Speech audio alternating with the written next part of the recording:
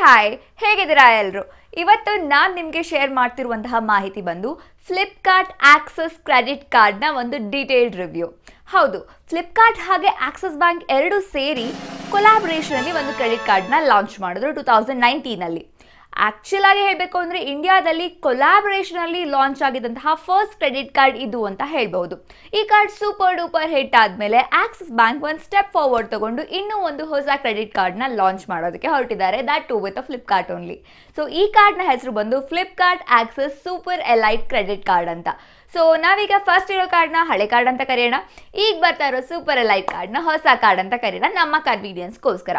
Actual ಆಗಿ ಹೇಳಬೇಕು ಅಂದರೆ ಈ ಹೊಸ ಸೂಪರ್ ಎಲೈಟ್ ಕಾರ್ಡ್ನಲ್ಲಿ 12% ಕ್ಯಾಶ್ ಬ್ಯಾಕ್ ಕೊಡ್ತಿದ್ದಾರೆ, that too with so many benefits in Myntra, Cleartrip ಹಾಗೆ ಫೋನ್ಪೇ ಅಲ್ಲಿ ಕೂಡ.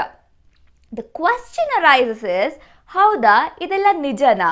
ನಿಜವಾಗ್ಲೂ ಫ್ಲಿಪ್ಕಾರ್ಟ್ ಆಕ್ಸಿಸ್ ಕ್ರೆಡಿಟ್ ಕಾರ್ಡ್ ಅಂದರೆ ಹಳೆ ಕಾರ್ಡ್ ಕಂಪೇರ್ ಮಾಡಿದ್ರೆ ಇವಾಗ ಬರ್ತಾ ಇರುವಂತಹ ಸೂಪರ್ ಎಲೈಟ್ ಕಾರ್ಡ್ ನಿಜವಾಗ್ಲೂ ಸೂಪರ್ ಡೂಪರ್ ಆಗಿದೆಯಾ? ಈ ಕಾರ್ಡ್ನ ನೀವು ಆಪ್ಟ್ ಮಾಡಬೇಕಾ ಅಥವಾ ಬೇಡವಾ? ಈ ಕ್ವಶನ್ಸ್ಗೆ ಈ ವಿಡಿಯೋದಲ್ಲಿ ಆನ್ಸರ್ಸ್ ನಾನು ಕೊಡ್ತೀನಿ.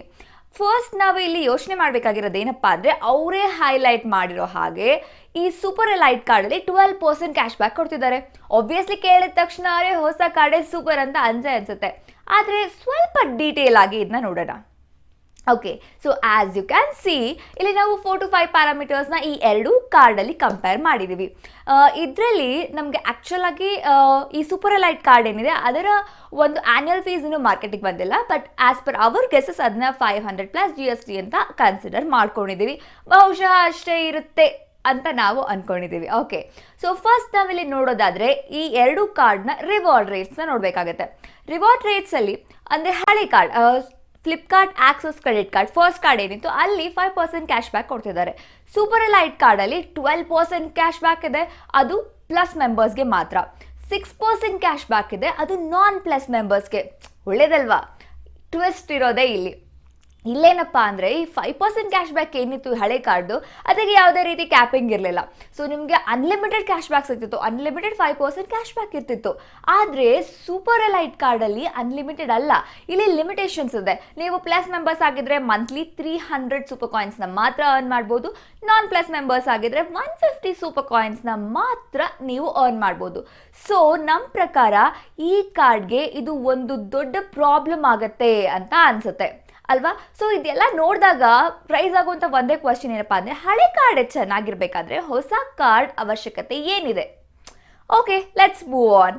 ನೆಕ್ಸ್ಟ್ ನಾವು ನೋಡಬೇಕು ಅಂತಂದರೆ ಫ್ಲಿಪ್ಕಾರ್ಟ್ ಆಕ್ಸಿಸ್ ಕ್ರೆಡಿಟ್ ಕಾರ್ಡ್ ಅಂದರೆ ಹಳೆ ಕಾರ್ಡ್ ಏನಿದೆ ಅದರಲ್ಲಿ ನಿಮಗೆ 5% ಕ್ಯಾಶ್ ಬ್ಯಾಕ್ ಏನು ಸಿಗುತ್ತೆ, ಅವರು ಡೈರೆಕ್ಟ್ ಕ್ಯಾಶ್ ಬ್ಯಾಕ್ ಕೊಡ್ತಾರೆ. ಆದರೆ ಸೂಪರ್ ಎಲೈಟ್ ಕಾರ್ಡಲ್ಲಿ ನಿಮಗೆ ಡೈರೆಕ್ಟ್ ಕ್ಯಾಶ್ ಬ್ಯಾಕ್ ಸಿಕ್ಕಲ್ಲ, ಅದ್ರ ಬದಲಾಗಿ ನಿಮಗೆ ಸೂಪರ್ ಕಾಯಿನ್ಸ್ ಸಿಕ್ಕತ್ತೆ. ಓಕೆ, ಈ ಸೂಪರ್ ಕಾಯಿನ್ಸ್ನ ನೀವು ಯೂಸ್ ಮಾಡ್ಕೊಬೋದು, ಓಕೆನಾ? ಆದರೆ ಈ ಸೂಪರ್ ಕಾಯಿನ್ಸ್ನ ನೀವು ಅಟ್ ಒನ್ ಸ್ಟ್ರೆಚ್ ಕೂಡ ಯೂಸ್ ಮಾಡೋ ಹಾಗಿಲ್ಲ.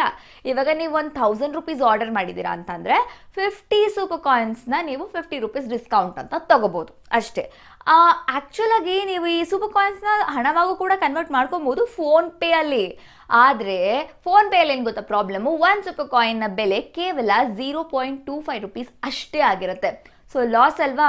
ಸೊ ಈ ಕ್ಯಾಶ್ ರಿವಾರ್ಡ್ಸ್ ಎಲ್ಲ ನೋಡೋಕೆ ಹೋದರೆ ಅಗೇನ್ ಹಾಗೆ ಅನಿಸುತ್ತೆ, ಹಳೆ ಕಾರ್ಡೇ ಚೆನ್ನಾಗಿದೆ, ಹೊಸ ಕಾರ್ಡ್ ಅವಶ್ಯಕತೆ ಏನಿದೆ?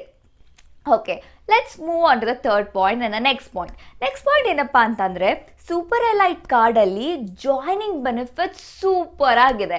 ಇವರು ಯೂಟ್ಯೂಬ್ ಮೆಂಬರ್ಶಿಪ್ ಕೊಡ್ತಾ ಇದ್ದಾರೆ, ಹಾಗೆ ನಿಮಗೆ 10% discounts on 10% cash backs on Cleartrip, ಹಾಗೆ 15% cash back on Flipkart, which are really amazing and which are really useful. ಆದರೆ ಆ್ಯನ್ಯುವಲ್ ಫೀಸ್ 500+ GST ಅಂತ ಹೇಳಿದ್ನಲ್ಲ, ಅದ್ರ ಕತೆ ಏನು? No problem.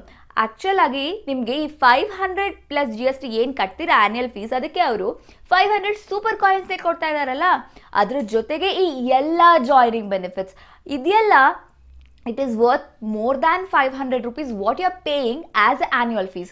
So super elite card is really good, but still ಈ 5% cash back, direct cash back, ಹಾಗೆ ನಿಮಗೆ ಈ ಡೈರೆಕ್ಟಾಗಿ ಸೂಪರ್ ಕಾಯಿನ್ಸ್ ಎಲ್ಲ ಏನು ಇಲ್ಲದೆ ಇರುವಂತಹ ಹಳೆ ಕಾರ್ಡ್ ಅಂದರೆ ಫ್ಲಿಪ್ಕಾರ್ಟ್ ಆಕ್ಸಿಸ್ ಕ್ರೆಡಿಟ್ ಕಾರ್ಡೇ ಚೆನ್ನಾಗಿದೆ ಅನಿಸುತ್ತೆ ಒಂದೊಂದ್ಸಲ ನೋಡಿದ್ರೆ. ಈ ಹೊಸ ಕಾರ್ಡ್ನ ಲಾಂಚ್ ಮಾಡೋ ಅವಶ್ಯಕತೆ ಏನಿದೆ? That's a big question. ಆದರೆ ಅದಕ್ಕೂ ರೀಸನ್ ಇದೆ. ಸೊ ಈ ರೀಸನ್ ಹೇಳೋ ಮುಂಚೆ it's a kind of a bad news if you are liking the old Flipkart Axis credit card. ಯಾಕೆ ಅಂತ ಹೇಳ್ತೀರಾ?